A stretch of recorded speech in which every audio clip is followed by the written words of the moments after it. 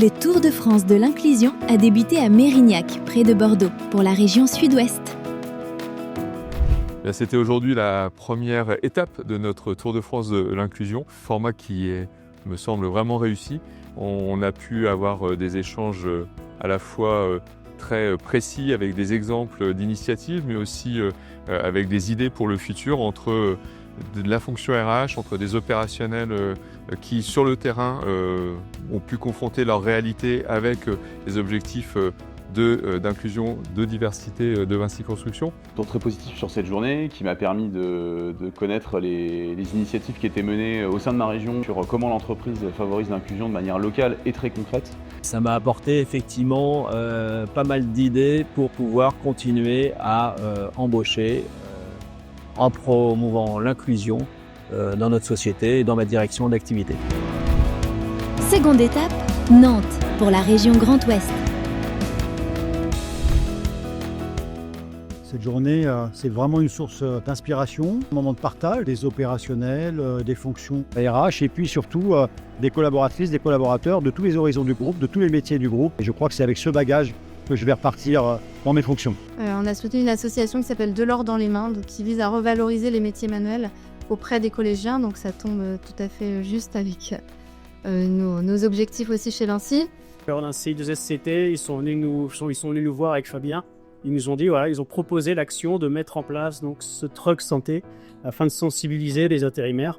Et donc, ça a très bien marché en fait. J'étais très très content. Moi, j'ai pu présenter des choses qu'on faisait notamment sur notre agence caténaire où on inclut des travailleurs handicapés. On a plein de tâches qu'on peut finalement déléguer à des ESAT. C'est une double satisfaction. On est satisfait, nous, en entreprise, d'intégrer des gens avec divers handicaps et on se rend compte que finalement, on peut les faire travailler et que ça se passe très bien. La troisième étape a eu lieu à Marseille, pour la région sud. L'inclusion, elle est au cœur de vos enjeux, de vos business units. Et là, on va être très pragmatique. La première partie de la matinée, c'était dédié à la fresque de la diversité. C'est un atelier d'intelligence collective qui leur a permis de comprendre les mécanismes parfois inconscients qui peuvent nous pousser à des stéréotypes et puis, in fine, peut-être à des discriminations. On a envie de repartir de la fresque de l'inclusion en la diffusant partout dans nos secteurs, dans nos agences. Il faut savoir que chez Vinci, au travers des manifestes, des engagements, on s'engage avec nos collaborateurs sur des temps longs. Et l'idée, c'est vraiment de maintenir l'employabilité et d'accompagner les salariés lorsqu'ils ont une situation de santé, de handicap. Je suis allé voir Alexis, je dis voilà Alexis, je vais te mettre un jeune topo. Et tout de suite, on a expliqué avec Christian ce qu'il en était. Au niveau opérationnel, bien évidemment, en tant qu'autiste, il n'a pas autant de capacités, mais toutes les tâches qu'on lui donne, il les fait. C'est un salarié CDI et le boulot se passe bien et j'ai eu aucun problème avec mes partenaires en CODIR. Quatrième étape, Lyon, pour la région Auvergne-Rhône-Alpes. J'ai eu l'occasion de tester la réalité virtuelle sur le sexisme où j'étais mise dans la peau d'une conductrice de travaux sur un chantier. J'ai beaucoup apprécié cette expérience parce que j'ai vraiment pu me rendre compte des différences qu'on peut faire entre le sexisme, le harcèlement, l'agression sexuelle, qui sont des notions qui sont vraiment proches et dont les limites peuvent être floues. Je pense que oui, c'est intéressant d'assister à cette journée de l'inclusion parce que ça permet de découvrir tout ce qui se fait chez Vinci Construction. Donc on m'a chargé de vous parler des projets du Plaine-Pardieu, donc là où vous êtes assis. Sur cette opération, équipe d'encadrement, on était presque à la parité. Autant de femmes que d'hommes pour l'équipe d'encadrement. Je pense que l'ensemble de mes collègues réservistes peuvent témoigner de ça, c'est-à-dire que l'engagement qu'on donne dans cette activité extra-professionnelle, on est aussi impliqué dans la vie de l'entreprise et dans nos fonctions. Donc je pense que c'est aussi un plus pour l'entreprise.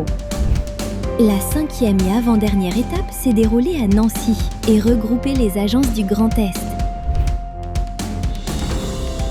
L'atelier était hyper intéressant, il permet de conscientiser des choses qu'on fait naturellement et de se dire il n'est peut-être pas égaux. J'ai pris conscience en fait des biais cognitifs que j'ai en moi, sur les stéréotypes que je vois, sur des actions que j'ai eues par le passé et que je comprends mieux aujourd'hui. Un jour je rentre au bureau, ma directrice me saute dessus en me disant « J'ai rencontré quelqu'un, il est génial, il faut que tu regardes le CV tout de suite ».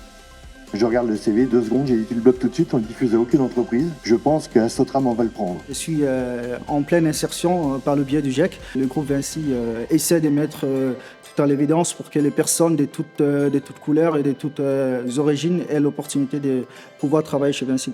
On voulait être un peu innovant sur l'approche et on a organisé un escape game géant. Et l'idée, en fait, c'est d'aborder le sujet du sexisme sous un angle un peu gamifié. Bon, j'ai demandé aux cadres de ma délégation qui sont là aujourd'hui, ils s'en souviennent, donc c'est que ça a marché. Donc cet engagement dans NQT en tant que mentor, il nécessite simplement de dire qu'on veut être mentor. On nous met en relation avec des jeunes qui ne trouvent pas de travail dans des domaines qui sont parfois complètement différents du nôtre. On a eu l'idée de ce Tour de France de l'inclusion, c'était pour parler de l'inclusion de manière pragmatique, de manière à partager à l'échelle de Vinci Construction sur un territoire les différentes expériences que vous avez menées.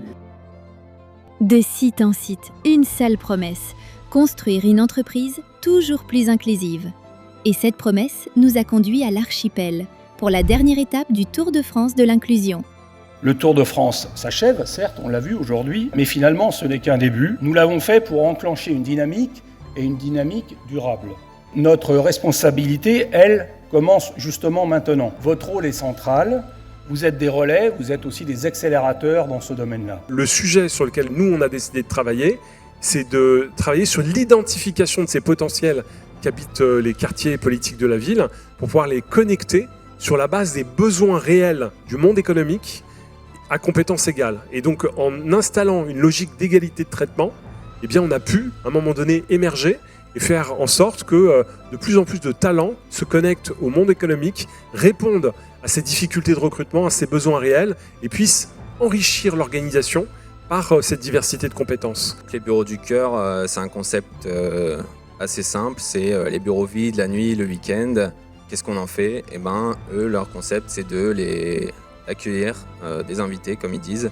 C'est des personnes qui sont suivies par une structure d'insertion aussi, et qui, la journée, donc, vont se former ou vont travailler.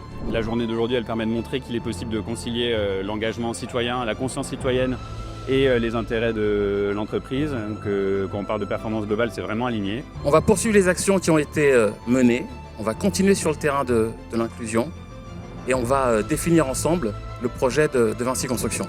Merci à vous tous.